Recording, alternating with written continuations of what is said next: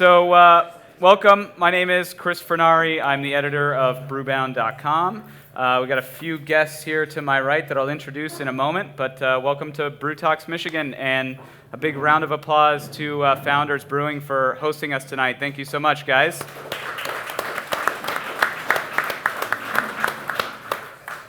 So for those of you who don't know or aren't familiar with us, we're an industry trade publication covering the craft beer space. We take the Brew Talks event around the country. We'll do about 9 events this year. This is our 6th one. We've raised, I think, over $7,500 or so for local charities all around the country in doing these events. And tonight we've actually raised $675 for Grand Rapids Whitewater. So now why we all came tonight was to listen to folks who are far smarter than I am and are deeply connected with the craft beer scene here in Michigan. To my right is Ian Pennisi from HopCat. He's the beer manager in Ann Arbor, also spent some time here in Grand Rapids. Fred Bueltmann is a partner owner in New Holland Brewing. And Dennis Smith is the craft beer manager for O&W on the other side of the state. And you guys represent some pretty good craft brands over there. So we got a nice mix: distributor, retailer, brewer. Going to talk a little bit about just the development of craft in Michigan. Kind of where it's come from and where it's going to, and kind of how we got here today. So let's start there. Fred, you've obviously been in this market for quite some time. New Holland is an establishment in Michigan. Talk to me about what the market looked like 5-10 years ago, and kind of what it looks like today, and just how far it's come. Well, I think one of the interesting things is that Michigan really had a foundation of brewing community and a strong local market well before 5 and 10 years ago. I think it's one of the things we're proud of. I think it's one of the things that sets us apart. I look back to the foundation of the Michigan Brewers Guild, which got us all in the same room together. It wasn't so much the promotional work that the Guild did in those days, but the community that it helped form. And so I think there were a lot of people championing Michigan-made beer really since then, since 97, 98. And if you fast forward to the question, which is 5 or 10 years ago, we just continue to mature. I think that there's a lot of retailers, there's a lot of consumers, there's producers, there's brewers, there's other industries supporting that are fans of the idea of being connected to your local market, and that are rooting for producers to succeed, and that are really demonstrating support in a lot of ways. I think the last 5 years we've just seen that continue to go past maybe where our original expectations were. We're seeing market shares that are beyond what our original goals were. We're seeing retailers commit to all Michigan lineups. Some things that I don't think we could have imagined 10, 15 years ago are happening. And from your point of view as a craft brewery owner, how are brewers accomplishing that? Is it just sheer numbers, having so many different companies out there all pushing local Michigan beer? You mentioned the all Michigan lineups, or are retailers finally starting to come around on their own? Well, as good as I think all of us are at salesmanship, I don't think it's all salesmanship. I think it's the fact that we've made an interesting and diverse beer scene, that our breweries have personalities, our lineups are different, our beers distinguish themselves from one another, and we know each other's beer well, I think, from a lot of the collaborative efforts and the fact that we drink each other's beer. So I think we continue to offer products that make sense for people that helps them expand their offering. If we were all making the same style of beer and just beating each other up in the marketplace trying to sell this idea, it would be a lot harder for retailers to do it. They would be offering less choice to their consumers rather than more. So I think the fact that we have a lot of dynamic brewers making different styles of beers or different interpretations of similar styles, it works for everybody. The retailer has a great offering for their consumer, and when they put more handles up or more selections in their store, it works, and people come in and they pull it off the shelf. I mean, none of this continues without the consumer pull. Right. And so really I think the best thing we're doing is making interesting beer that rewards consumers trying new things. I think their confidence is higher than ever. That goes for a retailer in the same way. There's specialty beers being sold without samples, without a whole lot of haranguing. They want to talk about style and flavor, what's coming, when is it coming, and how does it fit into my lineup, versus having to prove to them that it's going to be okay. Right. Which in the past, you really had to kind of demonstrate a little, you had to go through more steps to develop that buyer confidence that this beer's going to be all right.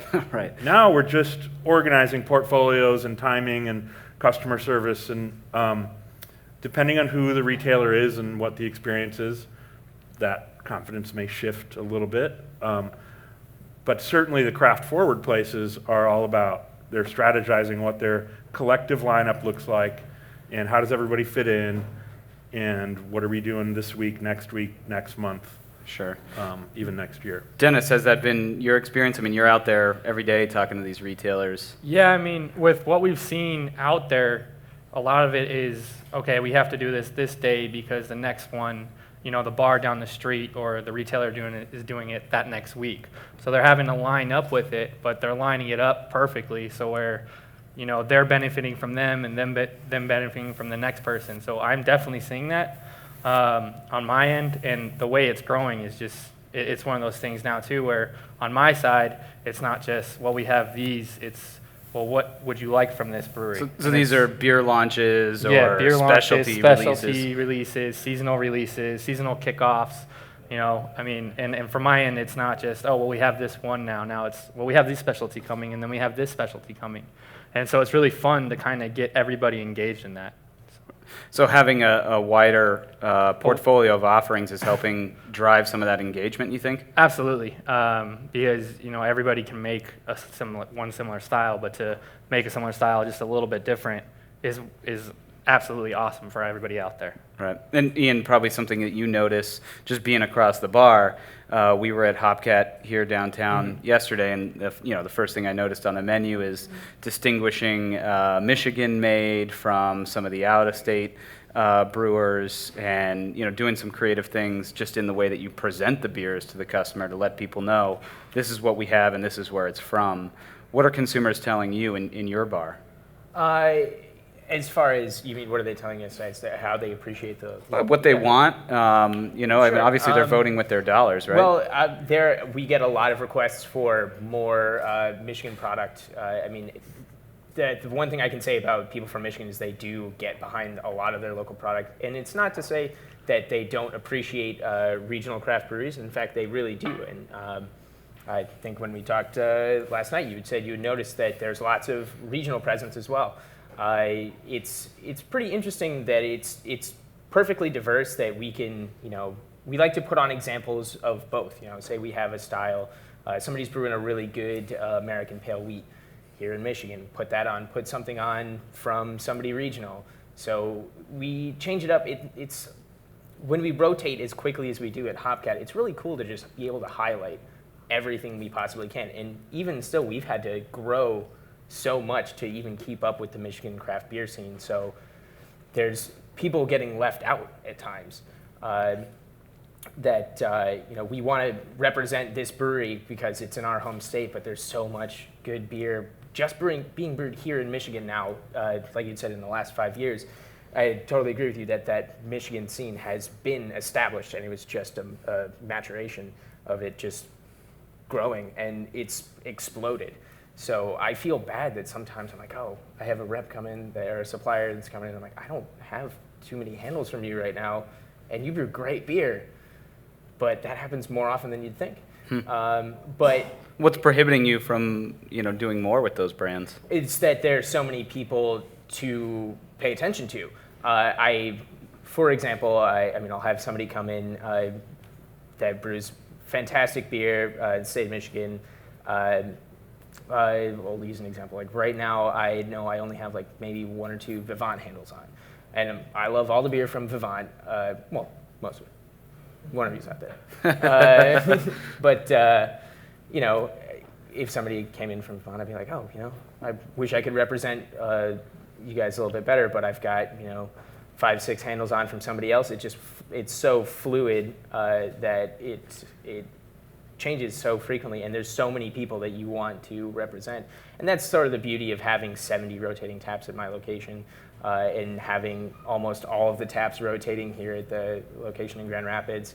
And all of them, we rotate through beers so frequently that you're going to see like 25 new beers a week. Right. But That rotation has to have made it difficult for folks like Fred and Dennis, I would imagine, just keeping up with that, trying to build a brand, trying to establish a name in a market that is so competitive, that has so many different players. How do you guys kind of cut through all that? Well, I think that you have to be flexible. We've had to watch, rotating tap handles has been a part of the marketplace for a long time, but it's gotten bigger and more dynamic, and sometimes more challenging.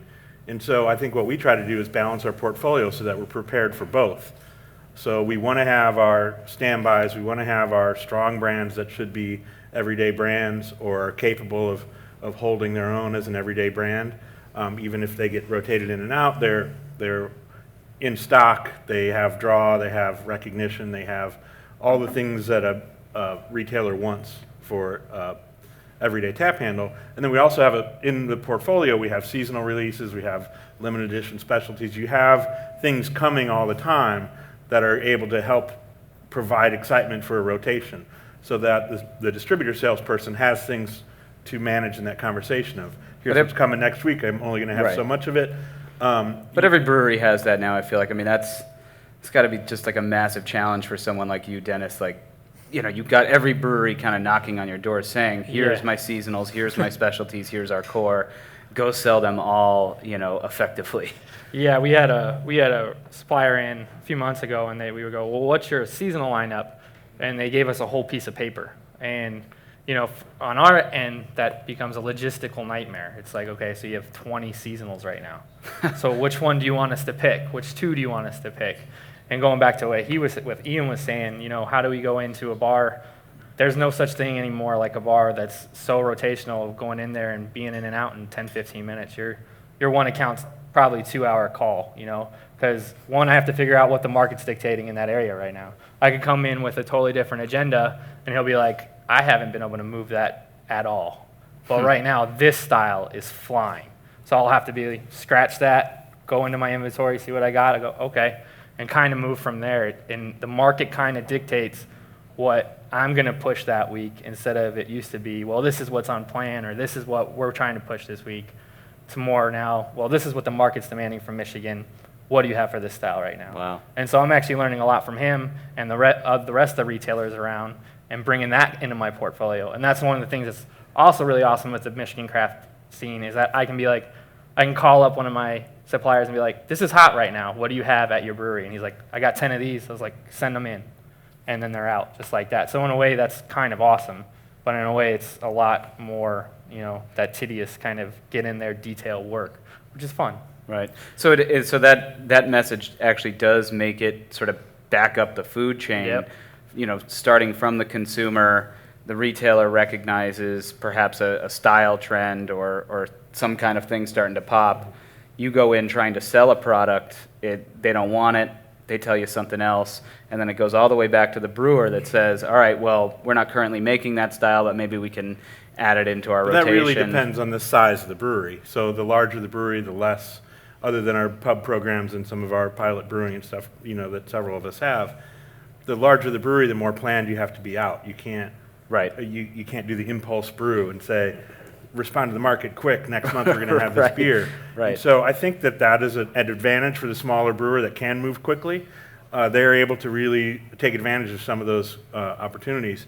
And on the other hand, to counter that with a brewery that's larger and has more moving parts, in some ways, we have to be very good at our schedule, not only in creating it, but in expressing it, so that the salespeople, whether it's our salespeople or down through the distributor and retailer, they instinctively know things are coming because they're either familiar with our rhythm or they've been told enough times. So we put our calendar together every year so that people have heard of the brand coming out in July or August a few times before you get there, and they've kind of already mentally made some space for it, versus being just hearing about it the first time when you want it on tap, it's too late. Right. They've got weeks of beers on deck already. Does that also dictate where you spend most of your time actually selling? So will you, because you're a little bit larger, not quite as flexible as a small local guy that can adjust very quickly to some slight shift in the marketplace, will you spend more of your time at a Meyer, making sure that your space on the shelf is protected there? Yeah, I think we have to be strong in both areas. So it's, I'm not sure how those relate to one another. Our retail presence off-premise at a Meyer or an independent is definitely, it shifts less quickly, which is either good or bad, depending on whether you're keeping your space or trying to get space. So it's a different conversation and it's a different sell, and it happens earlier. And then on-premise still has to happen earlier than when you want it on. But you can't go into HopCat in October and talk about what you want on tap in May. Right. You can talk about it, but you're not going to get a commitment. Well, and I guess going back to my earlier point, it's great to talk about it then and have conversations several times so that by the time you get to May or June, they're like, oh yeah, that we already talked about that. Yep. And then it's familiar. And so I think you garden a little differently in the two spots, but you want to be having a lot of contacts and a lot of conversation and awareness that's not just your salesperson. You want your branding and your seasonal rotation to be in the overall public sort of conscience so that makes it easier on that buyer when they put it on. People know it's coming. Great, it's finally here, and it pulls, and that's going to make the next pitch for a specialty brand that much easier when your brands are moving. Right. So let's shift just a bit and talk a little bit about style trends here in Michigan. We travel the country quite a bit and see a lot of different markets. It's always fun to see what the consumers in different areas are really gravitating towards. So I'll just kind of go down the line. I'll start with Ian. What are you guys noticing in the bar, stylistically speaking? What are you guys actually moving the most of right now? What are consumers asking for?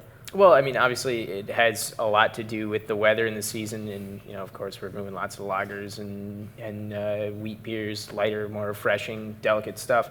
But the trend in what beers of that style tend to move is adapting and kind of changing and evolving a little bit. I've used to see a lot of people drinking a lot of pale American wheats, and a lot of people still do that. Pale American wheat is a standard. I think a lot of breweries, if not all of them, should brew if they're going to shoot for standard American craft.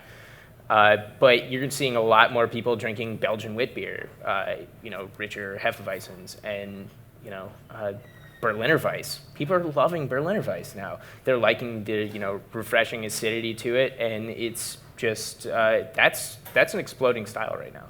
And I think on the other side that I mentioned, lagers, there are specific breweries that are brewing more and more lagers. It wasn't necessarily, time or cost effective for a very long time, but people are demanding, craft lagers, and not just like pale American lager, Czech, German style pills. Like they're wanting hey, we want India pale lagers. We want that, clean, zesty hop, but light, refreshing, delicate on the palate. It's kind of a cool trend, and that's what's going on right now, obviously in summer. And we see a lot more stuff in the fall. We're nearly into Oktoberfest season. I'm already having to pre-order stuff for that, and then people are gonna start doing their amber lagers and stuff like that. And ambers and browns are start picking up, but just brewing an amber ale and a brown ale doesn't seem to be as effective as it used to be a couple years ago. People are having to, be more creative and get their ambers and their browns to stand out a little bit more. Like maybe they're making a brown ale with maple, maybe bourbon barrel aging their amber. Right. And people are gravitating more and more towards those sort of unique variants, right. I should say. What about on the producer side? You guys are out there, obviously, with your lineup every day, but do you see anything that you kind of write down and bring back to the brewery and say, maybe we should consider adding this one in at some point? Well, nothing that I'll share here today. No, I think that we see stuff all the time, and it's great to be kind of inspired by what people are talking about, what people are drinking, what people are bringing up to you. It can be a little bit blinding sometimes, even with our portfolio, because there's some things that continue to surprise or at least buck the norm. I mean, for us, Dragon's Milk continues to grow past expectations, grow past production, and it's a barrel-aged stout at 11%. And so I can't say that, well, strong stouts, strong barrel-aged stouts are the trending style. But I think complex, balanced beers can happen in any style, and we're seeing, I think, people be more adventurous and look for depth and look for signature beer that's less replicated. So I have things like saisons and other Belgian styles that can have a real fermentation signature. It's unique to that brewer. I think that's continued to grow. I see things like, and this, I don't know that the numbers will bear out for a long time, but I think certainly the conversation does, which is, various types of sours and tart and acidic beers are very popular, but they're also difficult to make in volume, so they don't tend to, I think that'll continue to be this kind of back and forth between market and producer, because it can't just burst onto the scene with a ton of volume. The capacity is not there, and it's probably a good thing because it'll continue to grow with its new drinkers every year. But there's people that are asking for those styles that didn't know what they were 2 years ago. Right. So I think maybe that's whether any of those styles that have more depth than your classic traditional style, like what you're saying about ambers and browns, some of the more adventurous styles, we're seeing new drinkers come into them every day. And, there's people who, like I said, didn't know what a sour was last year. Now it's their favorite style. We're seeing these 180-degree swings with drinkers. And it sounds like it's because they're happening very experimenting quickly. and they're trying and they're tasting. And that's a really exciting time, because who knows what. I think there's other styles that could be coming right after that. We have a curious and confident consumer right now. So if it's pleasing to drink and balanced, it can be any style. It can be a style that doesn't exist. Balance seems to be coming up a bit. Dennis, have you noticed sort of the pendulum start to swing back? I mean, for a while there, it was like, how hoppy can it be? How sour can it be? How extreme can it get? And I've seen, in some markets, that's starting to swing back the other way. Yeah, it's, with the location that we have a really large location and area that we work with. And so one thing that I am constantly looking at is IRI data and Meyer and Kroger, because that can actually tell you a lot, because you can go into one market and it can be IPAs are hot, and you go into another market and all of a sudden ambers have jumped 2 points and IPAs have dropped. So you kind of just got to look at the numbers and study the numbers to figure out where you are. And, location is key too. I know the west part of the state compared to the east part of the state. I'll see something over here with one distributor and compare it to my numbers, and I'll be like, how is that happening? But then they'll say the same thing with another, style of mine. So I think it really ranges from location to location and where you are. In Ann Arbor, I'm selling a totally different portfolio than when I go into Livonia. And I'm sure people can attest to that too here, where you are here and where you are there, the market kind of trends where you want. IPAs are hot. In Ann Arbor, it seems like they never go away. Wheats are hot right now, but if you pull it, IPAs, I'm guaranteed, are still pulling through like crazy. But is it the next trend? A lot of things I'm seeing out there on the off-premise, there's new packaging or reinventing that IPA or coming up with something. There were 3 major breweries that reinvented their package or reinvented their formulas this year, and just kind of pushing it like, hey, don't forget about us. We're still here. So, there's that swing on my side. There's just a lot to take in. And a lot of it is, though, due to location and what the market's kind of doing. Right. So, just pulling it back, sort of pulling back the layer a little bit, talking about, broadly speaking, about Michigan. Last year, the Brewers Association had it ranked as the 6th largest in terms of number of breweries. I think it's actually 5th now. And it was, I think, 160 at the time they measured it. Probably closer to 200, if not over 200 breweries at this point in Michigan. So I guess, I mean, clearly there's some good things happening here. What are the factors that have enabled Michigan to get to this point, to be, one of the top states for craft producers in your guys' minds? Well, I think there's a lot of people that sort of appreciate the idea of the neighborhood pub, the neighborhood brewery. There's a lot of breweries you're noticing in Michigan that are popping up in small towns. You could go into the middle of nowhere and like, oh, it's a brewery, cool. And they brew decent beer, and people love to just come down and support their local, like super local underdog brewery. And it's like, it's a pretty cool trend. I enjoy that quite a bit, actually. Is it, are the people opening a lot of these smaller breweries thinking that they're going to all of a sudden start distributing and then start, becoming the next, Bell's or Founders or whatever, fill in the blank, really. But I don't know. You'd have to ask each one of them individually, and, some of them are probably here.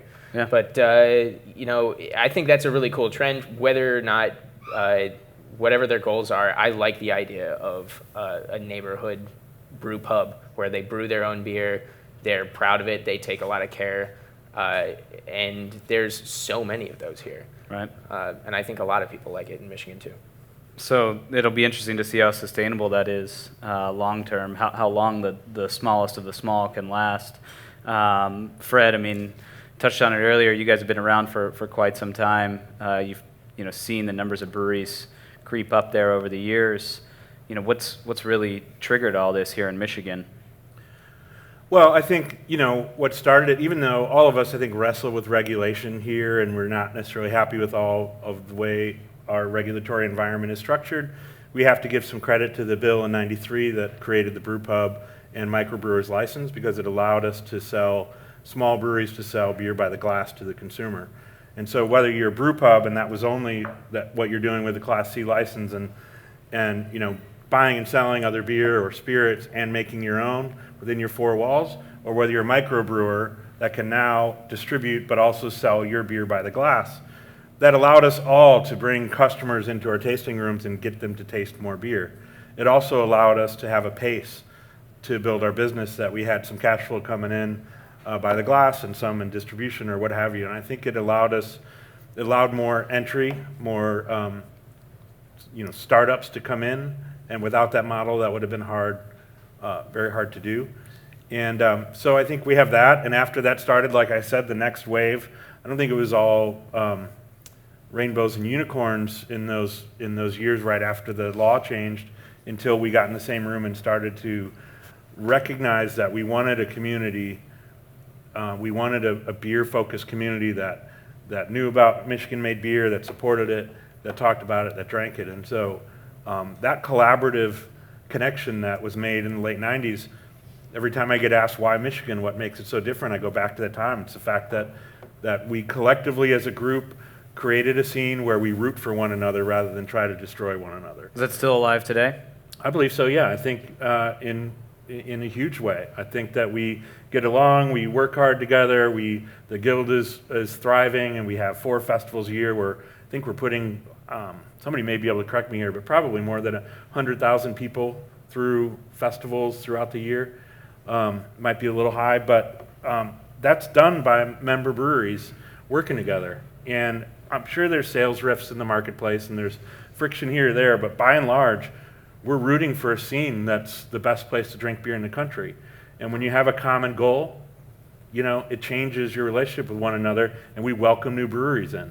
I think it's usually at the surprise of media, at the surprise of some, local civilians who expect us to hate one another. And we'd rather help one another. We'd rather go drink each other's beer. We'd rather see this whole thing work. Breweries closing, breweries hitting hard times is not one of the ingredients of the success of the craft renaissance, which is changing the world from the low choice, low price, low quality beer we had in the, from the 40s to the 80s. So I feel like we're all part of changing something that's much more dynamic than just a business model. And that's, by and large, that's who comes in and says, I'm putting it all on the line, I'm gonna open a brewery, or be part of this brewery, or what have you. And we all move the conversation forward, and I'm inspired and motivated by colleagues all the time.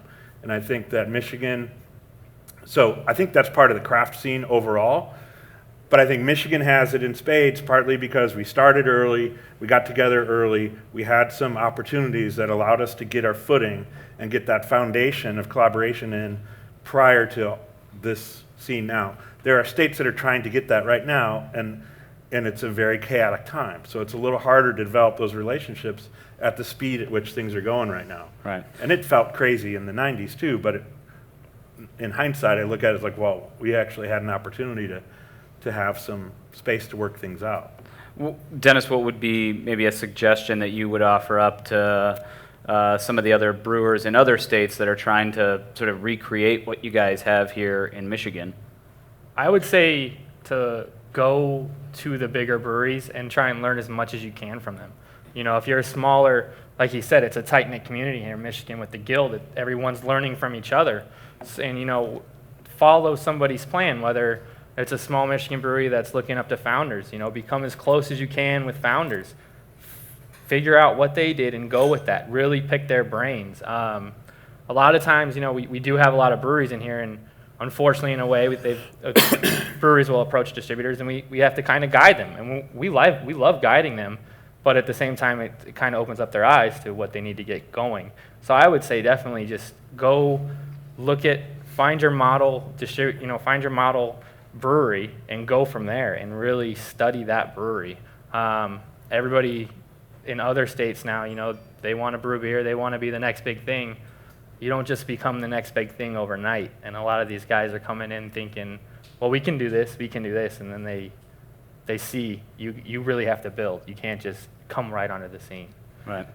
So that's sort of a good place to end right there with one, sort of final question here. A lot is changing. A lot has changed, and a lot is changing. We walked around the facility here at Founders today, and Dave Engbers swears it was a circle, and it felt more like a maze because it was just, weaving through different parts of the brewery, and they're growing, at an insane pace. There's other folks throughout the state, Bells. I mean, even you guys at New Holland are experiencing some great growth right now. Clearly, a lot has changed, and then overall, you look at the bigger picture, just nationwide, and there's so much activity happening, buyouts, acquisitions, things like that. Just kind of tuning all that out for a second. How do you continue to stay the course and continue to grow Michigan craft beer market share to 20 share and beyond? I know 20 by 2020 is the BA goal. How do you do that here in Michigan in spite of all these external pressures, all the massive expansions, all the buyouts, and everything else happening? Anybody want to go You first? want to go? I'll start. Whoever wants to go. Sure. I'll jump in front of that train. I think one of the coolest things that we've been doing of late within the last 5 years that is going to start propelling us towards further greatness and being a better beer state is that breweries are becoming more creative. They're finding niches, if anything. We're getting less, just, hey, we're a brewery and we make lots of cool beer, to like, we do this specific task, whether we brew all lagers like Wolverine, or we brew Belgian style, or we brew, we do exclusively sours like Jolly Pumpkin. Jolly Pumpkin's obviously been doing that for a long time, but I feel like there's a lot more niche breweries that are gonna help us drive Michigan's business. And I think there are many niches and many holes that still need to be filled, but I think that's what's going to start moving things to the next phase of Michigan craft beer and what we can expect from fine craft breweries here in the state. Really knowing who you are. Mm-hmm. Fred? I think a lot of it's, staying true to your own objectives and your own pace, and that takes some restraint at times. It's very exciting, and growth is exciting and alluring, and there's a lot of people who like your customers and the people coming in front of you may be asking questions like, when are you doing this or when are you doing that? But, you know, I think our goal is to, all of our goals should be to be a great brewery. And that can happen at any size, footprint geographically. It can happen within your pub. It can happen large, small, in between. And if we're great breweries, I think that the testament to that is, are your customers happy? Are you continuing to deliver rewarding experiences to your customers? And if you are, they're going to keep coming back. If they keep coming back, you're going to grow. If you grow, you're going to stay in business. And that's going to be what puts all these people asking about the bubble. It answers that question, in that there doesn't have to be a bubble. I think this idea that this thing has to have some shakeout or end is, I just don't believe it. I think there's always room for quality. I think the return to a connected lifestyle is for real, and the fad that's ending is the disconnected lifestyle that happened for 80 years. So as long as we're all making great beer and making our customers happy and sustaining our businesses with manageable paces, meaning, you know, take the right size bite and grow and expand in a sustainable manner, which is going to be different from one brewery to the next brewery to the other brewery. If we all stay in business and continue to make our customers happy, everything is beautiful. And we just need to all put our shoulder to the wheel and do that. And I think everything will be great. And when it happens is less relevant to me than that it happens. Right. Dennis, final word. I would say on my side, it's for them to, you know, help each other out and to execute to what you are seeing your brewery doing as much as you can. One thing that would drive it is, and I think there's still a lot of room of improvement from there, is chain execution. You know, getting into the Myers, getting into the Krogers, making that one of your top priorities. And if Michigan breweries can do that, you'll see a huge jump right away. I mean, I look at the numbers all the time. Founders All Day IPA in Meyer is just unreal. I mean, you look at it and you're in awe. And, you know, having that drive there while they're, you know, showing other breweries, hey, this is who you need to talk to. Get it in. Because if you can execute in the chains see it. You've seen Kroger's and Myers craft go from here, and now it's here. Well, we're obviously eating into some part.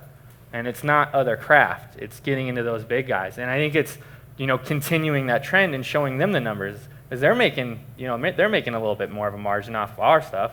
So continuing that trend and then making sure that they realize how important chains are.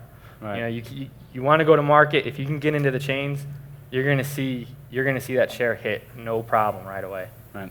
So really, it sounds like knowing who you are, fill niches with quality beer, and bring craft, you know, more forward or more to the front of the mainstream in some of these channels where more shoppers and more eyes are really just to get their hands on craft. So a lot of work ahead, but sounds like things are moving in the right direction. So thank you guys. No problem. Cheers. Round of applause for these guys.